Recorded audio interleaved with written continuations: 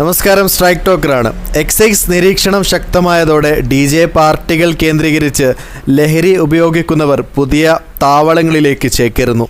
ഏതാനും മാസമായുള്ള നിരീക്ഷണത്തിലാണ് സംശയം ബലപ്പെട്ടത്. ലഹരി ഉപയോഗിക്കുന്നവർ DJ പാർട്ടികളിൽ ഇപ്പോഴും പങ്കെടുക്കുന്നുണ്ടെങ്കിലും പാർട്ടിക്ക് ശേഷം മറ്റു ഇടങ്ങളിൽ പോയി ലഹരി ഉപയോഗിക്കുന്നുണ്ടെന്നാണ് സൂചന. ഇതേപ്പറ്റി ലഭ്യമായ വിവരങ്ങളിൽ അന്വേഷണം തുടരുകയാണെന്ന് എക്സൈസ് ഇൻ്റലിജൻസ് വൃത്തങ്ങൾ.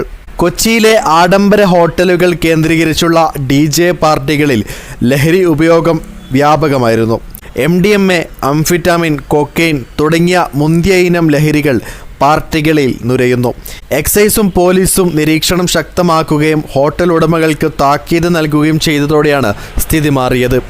DJ പാർട്ടികളിൽ ലഹരി കണ്ടെത്തിയാൽ അബ്കാരി ആക്ടിലെ 25 വകുപ്പ് പ്രകാരം ഹോട്ടൽ ഉടമകളെയും പ്രതി ചേർക്കുമെന്ന് മുന്നറിയിപ്പ് കിട്ടിയതോടെ ഹോട്ടലുകൾ ജാഗ്രതയിലായി. DJ പാർട്ടികളിൽ ലഹരി ഉപയോഗിക്കുന്നില്ലെന്ന് ഉറപ്പാക്കാൻ ആഡംബര ഹോട്ടലുകളിൽ വനിതാ ബൗൺസർമാരുടെ നിരീക്ഷണമുണ്ട്.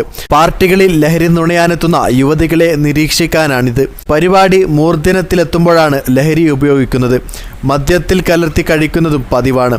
മുന്തിയ ആഡംബര ഹോട്ടലുകളിൽ DJ പാർട്ടികളിൽ സിനിമാ താരങ്ങളും ഫാഷൻ പ്രമുഖരും IT പ്രൊഫഷണലുകളും പങ്കെടുക്കുന്നു.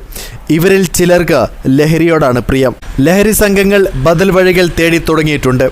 പാർട്ടി കഴിഞ്ഞാൽ ചില ഫ്ലാറ്റുകളിലെത്തി ലഹരി ഉപയോഗിക്കുന്നതായി അന്വേഷണ ഏജൻസികൾ സംശയിക്കുന്നു. ആഡംബര വാഹനങ്ങളും ഇതിനായി ഉപയോഗിക്കുന്നുവെന്ന സംശയം ശക്തമാണ്.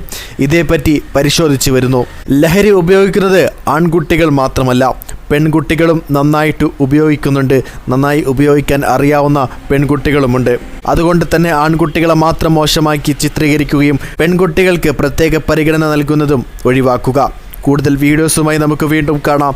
This is strike talker signing off.